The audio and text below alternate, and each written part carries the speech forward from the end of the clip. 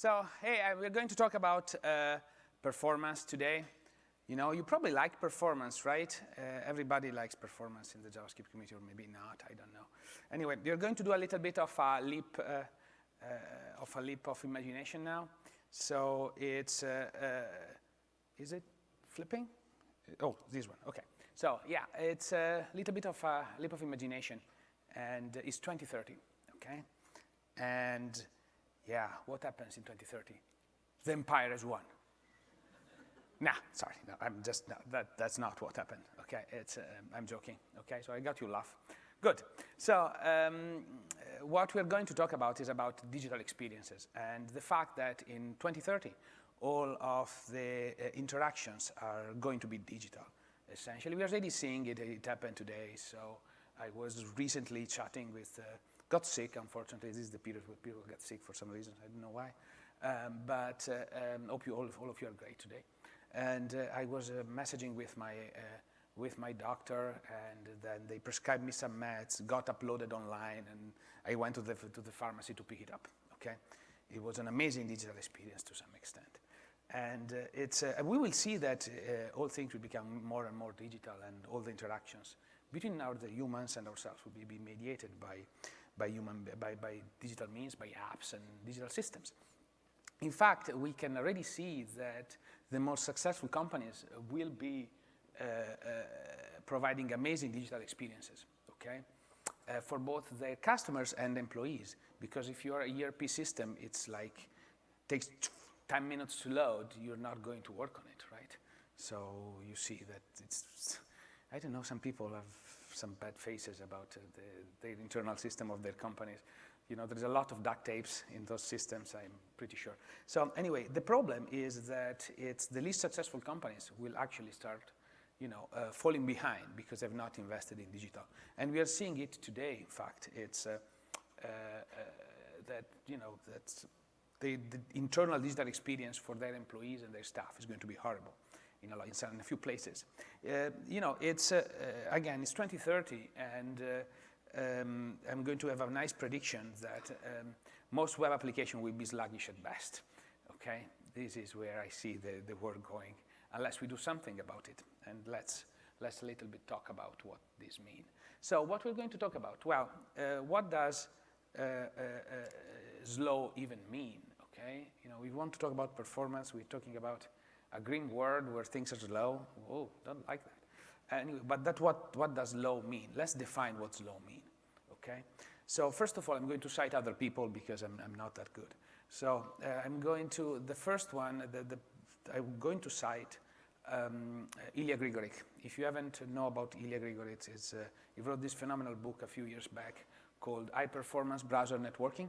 It's a phenomenal book. Please go and read the book. Okay, it's amazing. I hope you will update it to HTTP3 and quick. It's you will learn a lot from it. Okay.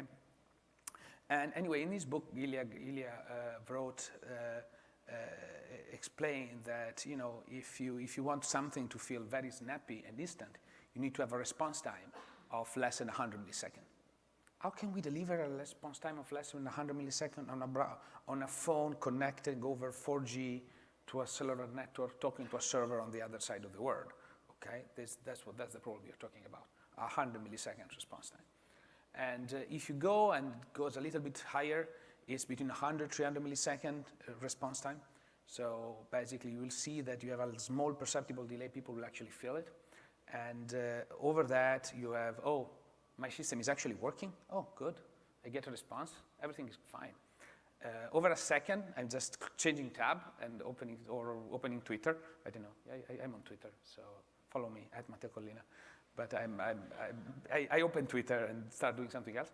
And over 10 seconds, I just close it and forget about it. Okay, that's my head at least. Anyway, it's also important to note that there was this thing called the human benchmark that estimated that the average reaction time from visual stimuli of the human brain is between 200 and 300 milliseconds, unless you're a pro gamer, and in that case, it's 150. Okay, you see the pro gamers are great. And that stuff uses, you know, all this time playing video games did something to my brain when I was a kid, I think. Anyway, so let's see. when we were actually thinking of how did we get there, okay? How we are thinking of why things are getting slow, okay? Why we are talking about performance on the web and why we are always thinking we want to improve stuff. I know I'm a consultant. I work for a professional services company and I see slow websites every day, possibly. So the fundamental problem is that building software takes time, big time. So, and the biggest solution to solving this problem is actually adding more developers. Let's add more developers in the furnace so that we'll build software more quickly, okay? Does that work that way, really? But whatever, let's not open that can of worms, okay? Anyway, companies are adding software developers everywhere. In fact, the market is skyrocketing today, okay? Even though there have been some layoffs, I'm so sorry that for the people that have been laid off in the last few weeks, but the market is still skyrocketing. So, by the way, we are hiring, NearForm is hiring, so it's just obvious shame. But there is, the market is still skyrocketing. So it's a great time to be a developer. It's a big time to build software. And there's enormous amount of jobs. Well, the fact that there is so much demand that we are not even capable of actually filling that demand. And companies can't hire. Like half of the companies that I'm talking to, I can't hire fast enough, okay? And they can't hire. Like they can't find the people, the teams. And so their digital initiatives are actually suffering. And they're not capable of actually be able to ship the type of software that they want to ship. So, wait a second. Then how can we accelerate delivery if we cannot? My solution was actually throw more people in the furnace to build more software more quickly, but unfortunately I can't. So I can't find them. So how can we accelerate? Well, the solution that we collectively have come up with is to start building frameworks over frameworks over frameworks to accelerate delivery. Okay, so we keep stacking things up, and it gets so meta to some extent. And we have meta frameworks over meta frameworks, whatever. And it's like playing a little bit Jenga now. Like you are mounting a framework over I don't know. And the problem is that whenever you do, if there is a bug down if I made a mistake in pulling the wrong break in my Jenga framework stack, now everything crumbles and everything falls apart. So, and this is part of the problem that we are facing today with those massive dependency chains that we have everywhere. And in fact, when, especially talking about delivering very good, delightful user experiences, it's, even there is a tiny slowdown in a tiny bit of the components on a page, you can actually, it starts to matter if it's repeated enough, okay? It's all about how many times you pass through that function, to be honest, okay? So a few bits, if you make a mistake, if we can make creating an error slightly faster in Node, we can improve a lot of things, okay? If a function that's never called, it gets faster, nobody cares, okay? So, but maybe somebody will use that function in the future, so, And each of our Jenga block actually adds a little bit of overhead in our stack. So, okay, whoa, what? Yeah, this is what seems very grim. So we're going to slow down, we're adding meta frameworks, I don't know, we should have a bright future, right? I don't know, what can we do? Okay, it's 2022 now, what can we do to prevent this catastrophic world or whatever? Anyway, what role JavaScript plays now in this building delightful user experiences and making sure that everybody has great experience using digital products. So first of all, we use JavaScript in the browser, big time, okay? We have JavaScript on mobile. Oh, wait, it runs on mobile. It's like, oh, okay. And in fact, we have actually JavaScript at the edge, okay? And whoa, it's at the edge now. And then we use JavaScript to build HTTP APIs too, okay? You see this is more logos because I work on APIs, so you see why this is more logos, okay, than the others. But it's not true that it's not just that. We have JavaScript in databases, okay? And the nicest one that I am going to talk about is Dynamo plus Lambda combo.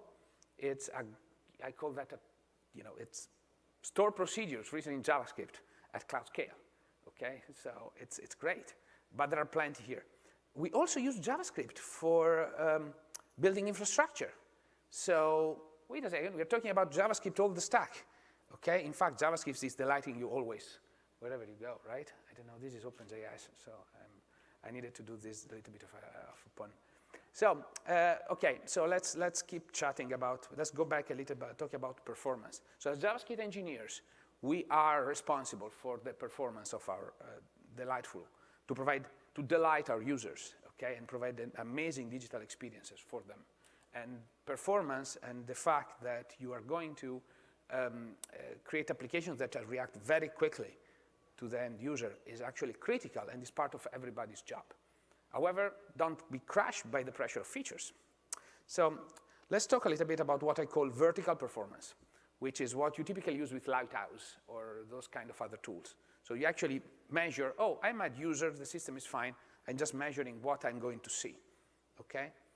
And however, your ops friend, your ops friend, don't say, I don't care about any of this stuff, I actually care about my Grafana dashboard and so on.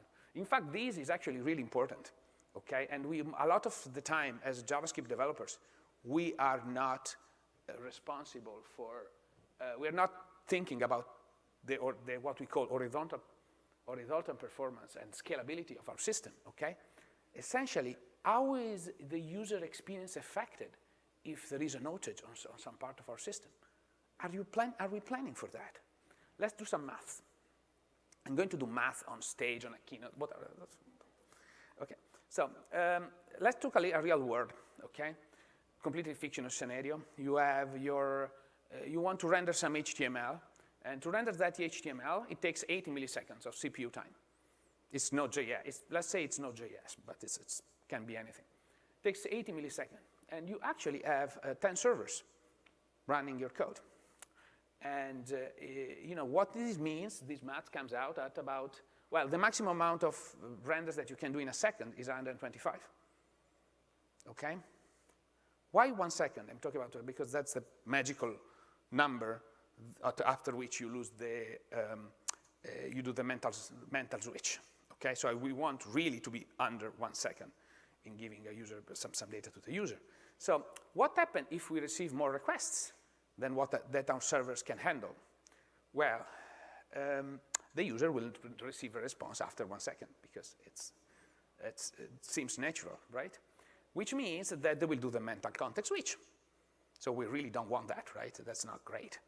It gets worse. If we have 10 servers and we keep receiving more load and we do nothing, okay? We'll start having request overflow. And at a given point in time, we will cross over that 10-second barrier and everything will fall apart. This happened a lot of time in Italy. So whenever they do a big website announcement for something, it all falls apart because half of the country goes there and nobody has planned for it. So I'm so sorry. So I'm here if you want to, I can have a chat with you. So it happens all the time, okay? It's the census and site goes down because nobody has done anything. So basically it means that the user receives no response. Well, one catch, there might be auto-scaling. This is a magical thing that will spin up more servers. However, there is a little gap in time in which things might not work as we expected. As developers, have you ever planned for it? Have you ever thought about what happens if your system is not responding, if your servers are not responding to you, okay? What will you present to the user? Have you ever thought about these problems? And most of the time, we don't, okay? In fact, we don't want to be in the place where the end user abandon the task, like let it go. What you need to do is you need to start plan for it, okay? You need to start thinking about measures and systems that you might want to put in place and to handle situation where things just stop working, okay? We are not getting some data back in time, in the right amount of time. So one of the greatest things is about a circuit breaker. And if you haven't known the circuit breaker pattern, you can actually implement, there are quite a few good libraries out there for JavaScript to implement it. It's kind of a fundamental piece of blocks that you want to use in your code. So essentially what you can detect is, well, if my response times are edging or over 1 second, I might change some of the logic so that I could actually respond with something else, okay? And actually detect things as it go, and always provide some fallback for the end user. So you can actually respond, always provide a good answer to your queries. It might not be the perfect data, or it might be stale, or it might be whatever. It's still something, okay? But you need to plan for it. You don't need to let it stay as it is. So what can we also do for web apps? One good choice is, for example, move the HTML and rendering to the edge. We have already seen this happening. You can use Cloudflare Workers, deploy, all those technologies to actually doing the rendering on the web, at the edge. It's great. Give it a go, okay? I'm actually saying it's a very good idea. Another way, something that's more important, is learn HTTP caching, okay? I don't know how many of you know HTTP caching well. By the way, a new RFC came out yesterday to talk about, clarify a little bit of things on HTTP caching. So, you should study a little bit HTTP caching. It's also my favorite interview question, and a lot of developers fall on it. So, just you are aware. Please, if you're interviewing, you know that I'm going to talk about HTTP caching. Or just use the web platform. So, which means maybe no framework or less frameworks, or just use less meta. It's we are starting to see the meta framework over the meta. Where do we stop? Okay, and maybe we could just use some of the standard component system and standard stuff that we have out there. So what can we do for mobile? Well, at some point I was trying to use mobile apps, building mobile apps on the using JavaScript back in 2010, 2011, those crazy times. Somebody remember PhoneGap? Okay, I don't know. Somebody had some bad memories over there like me about that stuff. Anyway, at that time there was nothing that worked. Like, it was very limited what you could do. Okay. Today is very different though. Like, the phones that we have are very powerful. Also, the capability of the browser is actually getting there. So we could actually reclaim back some of our speed of delivery, and instead of focusing a lot of writing all those native apps, just start using JavaScript there too. It's actually performant enough for the vast majority of use cases now. And we could actually speed things up, speed our development up. So, and in that way, we could maybe have a little bit more time to focus on non-functional requirements, such as performance, but also security or accessibility, or all the other things that I'm not talking about during this talk, that we always forget as an afterthought. So, few more slides I have. So this is how we imagine our next project, okay? And it's unicorn and rainbows all the time, okay? It will be great this time. This time I'm going to do all the things right, and I'm going to make sure that my system, it says full Lighthouse course, scales very well, I have everything in place, everything controlled. That's reality. Okay, we still need to work, okay? There's a lot of work to do. We need to get our hands dirty. And because business will actually ask us to deliver it in yesterday, and there is 3 months of development in front of us. So we need to get a little bit creative and make sure that things work. So all of those things about performance and so on, I just want to talk a little bit about my contribution to the group. I had a great introduction by Robin, so I'm going to skip. Hi, I'm Matteo. Follow me on Twitter at Matteo Collina. And I work for this company called NearForm. So my contribution is about Fastify. And it's one of the growth projects at the OpenJS Foundation. And you can use it every day, okay? It's my main is my main development, web development thing for servers for quite some time. Some core values of Fastify have been the open governance, and it's community first, so it's great. It's going very well. It's been, we have 37 members in our org, by the way. The good thing about Fastify is that compared to Node.js, it adds zero overhead, but it adds a bunch of features in. So it's actually helps in that bit. Okay, so essentially, Fastify is a good Jenga block, or that's what I want to call it. It's a good Jenga block that will not slow you down in your journey. So it grows pretty big. It has over 2 million downloads per month now. It grows tiny. This is going well. And as I said, 337 org members. So I don't know, it's maintained by a bunch of people now. And we have more than 200 plugins that you can use today for doing those things, including some good tools for implementing those circuit breaker patterns that I talked about before, so you can actually protect your application and self-detect and self-heal when you're using Node.js. My time is up. I just want to have one more thing to say, which is the Fastify v4 release. It's coming out today or tomorrow. I need to just box it off, okay? I have better, what is ship? It ships better TypeScript integration. So how many of you like TypeScript? All of you? Hey, okay, all of you like TypeScript, perfect, okay. And TypeScript is great. We will provide one of the features that has been most requested by the community. It will provide the automatically type inference from your schemas to the actual properties of your request bodies and so on and so forth, so you don't have to type it twice, which is, nobody wants to type things twice, so it's good. It speeds a lot up cold start, okay? So we've done what somebody thought was impossible. We have rewrote 5 lines of code that was a regular expression and turned it into actually something that could actually run fast. Whatever. It's long story why a regular expression like that was slowing Fastify down. Come ask. We have shipped Pinot 8 last week. Pinot is a fast logger, and it ships with a logger by default, so that's it. And it has asynchronous logging and a traded logging in.